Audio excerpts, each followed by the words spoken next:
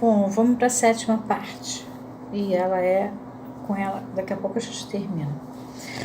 Assim, de acordo com suas mais remotas e importantes experiências, os ratos eram as crianças.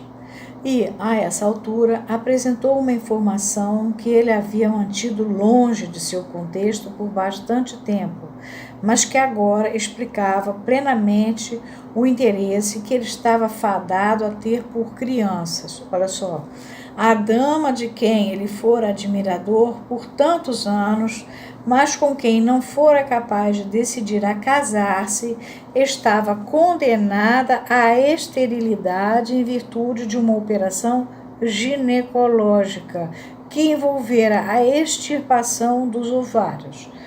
De fato, isto fora de vez que ele gostava extraordinariamente de crianças, o motivo principal de sua hesitação. Somente então é que se tornou possível compreender o inexplicável processo pelo qual a sua ideia obsessiva se formara. Com o auxílio do nosso conhecimento acerca das teorias sexuais da infância e do simbolismo, adquirido como o foi a partir de interpretação de sonhos, que ele fez com o Homem dos Ratos, tudo pode ser traduzido e adquirir um significado. Olha que interessante. A gente estava vendo no Lacan, nos Écrits, como o Saussure põe o significado sobre o significante, o Lacan inverte, bota o significante e os significados da quantidade. Mas ele aqui, Freud, já diz isso. Ele diz, com o auxílio de nosso conhecimento acerca das teorias sexuais da infância e do simbolismo, adquirido como foi a partir da interpretação de sonhos, tudo pode ser traduzido e adquirir um significado. Então, o mesmo significante, a imagem acústica, vai trazendo, e ao mesmo tempo ela vai levando a uma cadeia significante, trazendo vários outros significados. Então, Freud, já tinha, de certa forma, intuído essa reversão aqui da questão do signo. É muito interessante, embora ele nem conhecesse o Saussure, ele não conheceu o Saussure. Quando eu estudava lá no Hebraico, havia uma mitologia que o Freud teria encontrado com o Saussure, depois disseram que ele nunca conseguiu, e que ele soube até da existência do Saussure, mas não encontrou com o Saussure. Na parada que fizeram à tarde, durante a qual ele perdera o pince-nez, quando o capitão lhe contara sobre a punição com ratos, o paciente a princípio apenas se chocara com a crueldade e lascividade combinadas da situação que estava sendo descrita. Contudo, logo após, verificou-se uma conexão com a cena oriunda de sua infância, na qual ele havia mordido alguém. Ele, o garoto, tinha mordido. Lembra disso? Já passamos por isso. O capitão, homem que poderia defender esse tipo de punição, tornou-se um substituto de seu pai e, por conseguinte, porque lembra que foi na briga com o pai, e, por conseguinte, atraíra sobre si parte dessa vívida repulsa que explodira na ocasião contra seu cruel pai.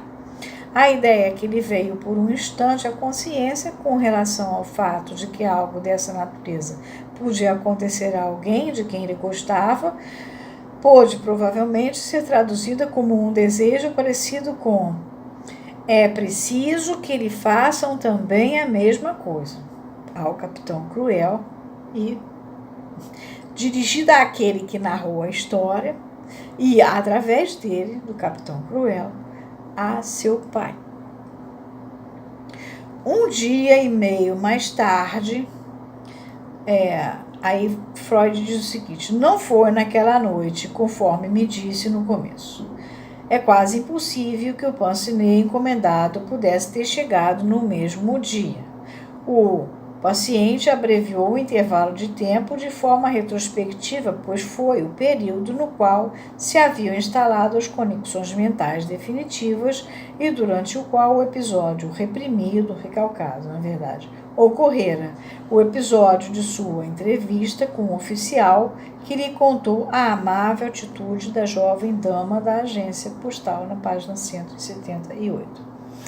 Quando o capitão lhe entregara o pacote pelo qual as taxas eram devidas, pedindo para reembolsar as 3,80 kronen, ao tenente A, na página 172, ele já se fizera ciente de que seu cruel superior estava equivocado e de que a única pessoa a quem devia algo era a jovem dama da agência postal.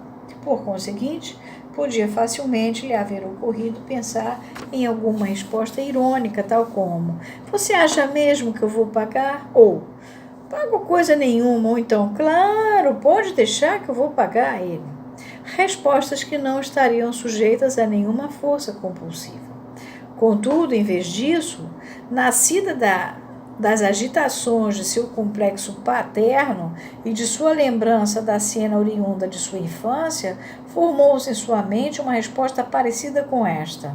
Abre aspas. "Está bem, reembolsarei o dinheiro ao tenente A quando meu pai e a dama tiverem filhos." Ou, "Tão certo quanto meu pai e a dama possam ter filhos, eu lhe pagarei." Em suma, uma afirmação ridícula ligada a uma absurda condição jamais se satisfaria. A nota do Freud: esse absurdo significa zombaria na linguagem do pensamento obsessivo, tal qual ocorre nos sonhos. Ver A Interpretação dos Sonhos, de 1900, capítulo 6º, seção G, edição Standard Edition brasileira, volume 5, páginas 444, 445 e Mago Editora, 1972. Agora, porém, o crime fora cometido. Ele insultara as duas pessoas que lhe eram mais caras, seu pai e a sua dama. Esse feito clamava por punição e a pena consistia em que ele se comprometer com um juramento que lhe fosse impossível cumprir e que impunha total obediência à injustificada exigência de seu superior. O juramento era o seguinte: agora você deverá realmente reembolsar o dinheiro a A. Em sua convulsiva obediência, ele reprimira seu melhor conhecimento de que o pedido do capitão se tinha baseado em premissas erradas. Sim, você precisa reembolsar o dinheiro a A, conforme o exigiu o substituto de seu pai. Seu pai não pode estar equivocado. E se ele investe um de seus súditos de um título que não lhe pertence, o súdito passará a trazer sempre esse mesmo título. Apenas uma vaga noção desses eventos foi assimilada pela consciência do paciente, mas a sua revolta contra a ordem do capitão e súbita transformação daquela revolta em seu oposto estavam ambas aqui representadas. Em primeiro lugar, adveio a ideia de que ele não tinha de reembolsar o dinheiro ou então aquilo, isto é, a punição com ratos iria acontecer. E a seguir, adveio a transformação dessa ideia em um juramento de efeito contrário como punição por sua revolta.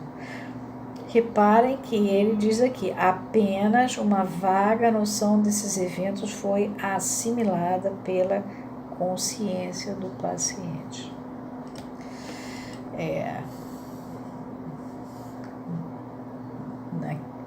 Muita correria, a assimilação fica difícil. É preciso que saia como uma maêutica, que venha da pessoa, e não aquela a forceps.